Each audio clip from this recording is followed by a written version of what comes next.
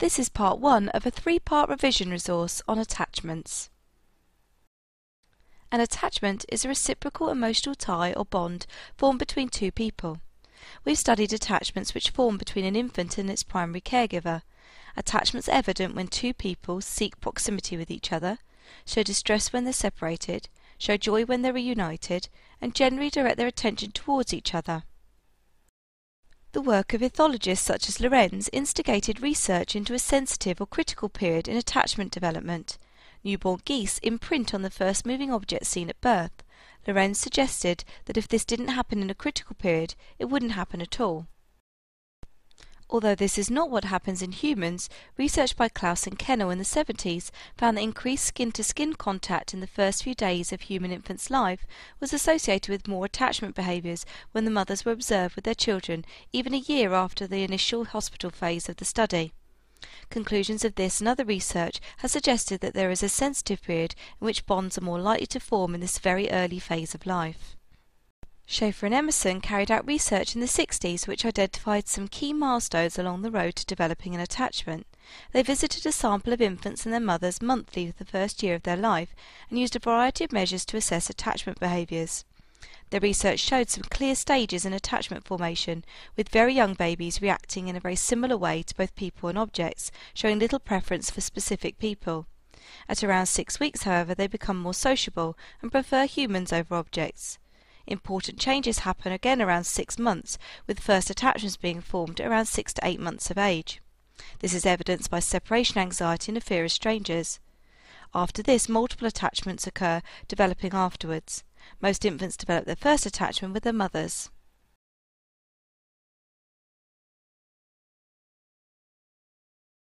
Learning theory is based on the behaviourist approach and argues that attachments are formed through the principles of classical and operant conditioning. This theory assumes that attachment behaviours are learned and as such are not innate. An infant may acquire an attachment with their caregiver because their caregiver is associated with the pleasure obtained in response to feeding.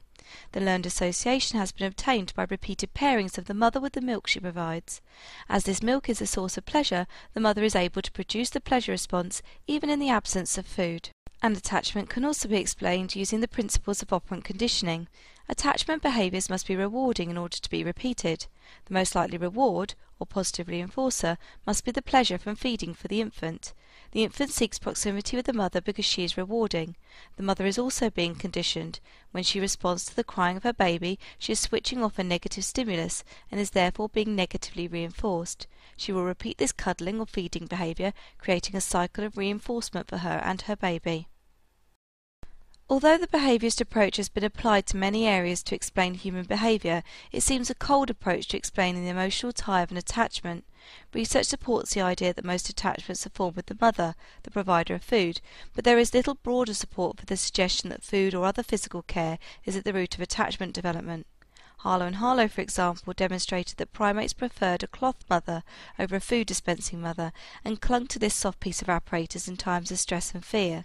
This suggests that learning theory is an oversimplification of the process of attachment formation. Bowlby proposed a compelling theory based on the evolutionary perspective, where he suggested that human infants and their mothers were innately biologically programmed to develop attachment through a survival instinct. He proposed that infants needed a special attachment stronger than any other for healthy development. This was described as monotropy. Bowlby argued that the infant's first attachment provided them with an internal working model, which acted as a template for relationships. According to the continuity hypothesis, this first attachment dictates their later relationships into adulthood. This attachment, according to Bowlby, develops in the first 2.5 to 3 years of life, or it will not happen at all. Bowlby argued that the mother acts as a safe base from which her child can explore the world, and therefore she needs to remain present in these crucial early years. Researchers such as Ainsworth echoed these views. Bowlby's work is highly regarded and has shaped the direction of research in this area, as well as practice and policy outside of psychology. There's support for the continuity hypothesis from studies, which demonstrated a link between participants' descriptions of their early attachment experience and their experiences in adult relationships. However, these studies have not established cause and effect.